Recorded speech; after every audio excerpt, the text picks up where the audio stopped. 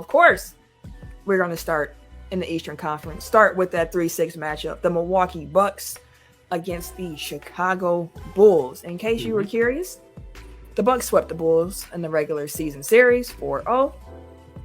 And we last saw them in the playoffs in 2015.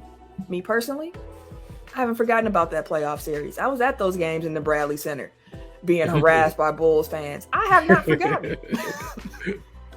I have not forgotten. So I do want to ask y'all just off top. Any of y'all think the Bulls are going to win this series? Absolutely not. I got a better question. Do any of y'all think the Bulls are going to win a game in this series? No, I give them a game. No, I give them a game. I give them a gentleman's sweep. No, just me. Yeah, they're getting swept. Bucks and 5. Tim. I said I'll give him a gentleman's sweep. I said 5. Okay, so you got Bucks and 5 as well. The injuries that the Bulls are having right now is just, it's too much. So I agree. And I also want to say that if the Bulls were fully healthy, yeah, it'd be different. I would still take the Bucks. It'd be different. No, I said the Bucks. The Bucks not really, but they won't get swept though. No, but I don't think they're going to get swept as it is. But I think the series would have went 6, probably 6 with a healthy Bulls squad. Because the thing, I get why Chicago Bulls fans are continuously sitting here like, if we were healthy, it'd be different. Because the flashes they got to see for real, the flashes they saw with Lonzo on the court, with Caruso, with that full squad, like it was a different looking squad. Like Lonzo brings a lot to the table for Chicago because they're not a great 3-point shooting team, and Lonzo was like the main guy helping keep them afloat. He helped take the offense, got them out on breaks real quick with his pinpoint passing, played defense, clamped up. Caruso was doing his thing, and now they're going into the playoffs with no Lonzo Ball, with a banged up Caruso, with a banged up Zach LaVine who's been having knee issues. Like, I can see why they have been saying, like, if we were healthy, I like our chances a lot better. But again, I would have still taken the Bucks over the Bulls if they were healthy or not. You know, I mean, a healthy squad. Didn't we see a healthy Bulls squad once, maybe twice? Because Caruso got hurt the second game with Grayson Allen, right? We never saw him healthy because we didn't play Chicago for the first time until January. We didn't see them at all in 2021. I think Lonzo might have been out then. Yeah, I think Lonzo was out, but Caruso was there, and then Caruso got hurt that game. Was it that game? And then he got hurt? Yeah, it was that game. And then I think they also didn't have like LaVine in the first game we played against them because that was when DeMar DeRozan had like 18,000 free throws. Shit, yeah, that was a real low scoring game. I think both teams were under 100 if I remember correctly. Like it was a rock fight. But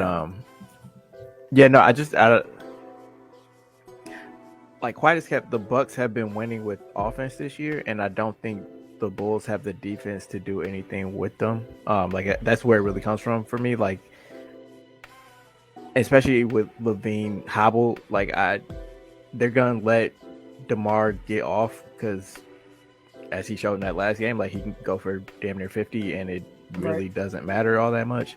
So just one, they don't have anybody for Giannis. Like Patrick Williams, maybe he'll show me something, but I still think that, they don't have the rim protection. They don't have the long athletic bodies to make things difficult for him. They haven't shown a propensity to be able to actually build a wall and stop him.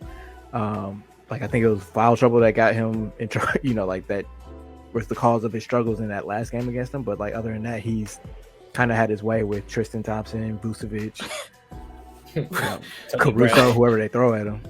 As soon as they signed Tristan Thompson, they were talking about, oh, we got a big. And I was like, a big to get dunked on. Like, come on. Y'all seen that, man? No, it's not like that. It's not like that at all.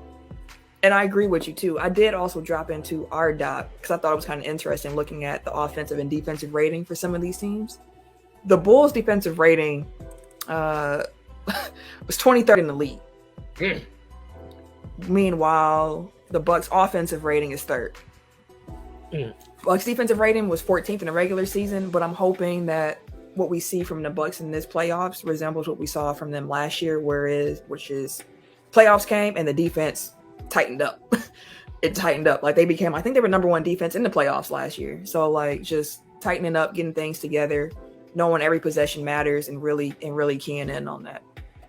And maybe this is, my bias or wishful thinking on my part, but if you look at their fourth quarter defense, like it's probably, without looking it up, like probably top 5 in the league, just because like they have shown the ability to lock down when they need to, but like they kind of they took their foot off the gas this season. Like that's been clear like since jump basically. But like when they've needed, like I don't know how many games they've had like down throughout the course of the season, but definitely like since 2022 has started, where it's like they'll end the game on like a 9-0 run or 20-5 run or something like that, where it's just like they lock down and they just outscore them the rest of the game. It's like, so I've seen the defense there. It's just they kind of lose focus, and playoff time teams tend to be completely focused for the entirety of the game. So I think that the defense should be better, but maybe a month from now I'll be saying like, damn, we should have paid attention to the signs and stuff. No, I agree with you too, especially after Chris Middleton had got that flagrant, was against the Nets, where he got kicked out the game. And Drew Holiday made a comment like, in 3 weeks in the playoffs, I'm not going to let that happen either. Like, what do you expect me to do? He's like, now, sure, you go ahead, get your bucket. But in 3 weeks, like, it's different. And when he said that, I was like, yeah, okay, yeah. Playoffs are different beasts. Completely different. It's wild just how different that monster is. Like, wait, okay, so no, they're number 2. I was about to say, man, we can't even talk about. I was about to say the Grizzlies. Like, everybody like, oh man, the Grizzlies. And then one thing that I still kind of keep at the back of my mind, like I like the Grizzlies too, like a lot.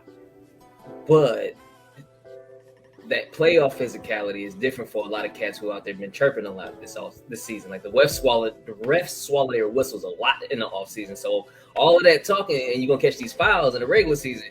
It ain't that many fouls being handed out like that in the postseason, and guys get a little more physical. So these games turn up. It's a little bit different. The headspace is gonna be different because now, like, damn, he might be able to move me and catch me with an elbow next one, and the ref ain't gonna call it. So a little bit of that gonna change. It reminds me of something that Kane says on Locked On Bucks. We were talking about the Miami Heat, and he was like, "Well, the Miami Heat, they're tryhards. Like in a regular season, they are tryhards, which is part of why they tend to rack up a lot of wins. But in the postseason, everybody is a tryhard. So like, what does that gap look like at that point when everybody's putting in the exact same effort for every game? Mm-hmm. Looking forward to watching the Bucks in the playoffs again. I'm ready for this playoff run. I am ready for it. Any other thoughts on Milwaukee, Chicago? Good luck, Chicago. It should be a quick one. And she won't even be disappointed this time. She already seen it coming. Wait, who? What? Who are you talking about? Can we have any inside jokes on the podcast? Moving right along. I will say, last time the Bucks and Bulls played in the playoffs, Giannis got ejected for body checking Mike Dunleavy Jr. So after Mike Dunleavy knocked out, Michael Carter Williams too, it was a retaliation blow. And then the Bucks lost by like 55 or something. We lost by a lot, man. Yeah, they lost by a ton. I was at that game. Like I was at the Bradley Center. I was watching. Like, yeah, we got momentum. Yeah, because they had lost the first 3 and then they won the next 2, and it was like, oh, we got a home game. Bucks in 6. And it was a blowout. It was Derrick Rose and the boys game. Again, I have not forgotten. I have been waiting for this moment. We got one. Bucks fans that have tickets to these games, do not sell your tickets. Please. Go to the game, because if you're selling it, you're probably selling it to a Bulls fan. Unless you know who exactly you're selling your ticket to, keep your damn tickets. No, they won't. And if you are a Bucks fan that is trying to sell your tickets and you want to make sure you sell them to somebody who's going to cheer for the Bucks, call Tech File. Hit us up in the DMs. We'll take the tickets. Right, we'll take them off your hands. Don't worry about it. We'll be in there cheering loud too. Even Ken, he'll have on his Bucks shirt. We'll be all I'm in there. See? It's a full. We all bought in here. Bucks in 6. Bucks in 6. You done with the Oh Lakers, man, huh? it's too bad we talking about playoffs today. We don't even get to talk about the Lakers. Hey, Nah. Jesus Christ. We ain't man. talking about Like, them bums today. yeah, man. Bums. Hey, he told us Whole to keep bunch the of same fingers. energy, didn't he? He did. We're gonna keep that energy. Oh, okay. He better gonna take keep all the meals too. That all that shit he was talking. Different come to playoffs, ain't it? What playoffs for them? We ain't even Exactly. Exactly. Exactly.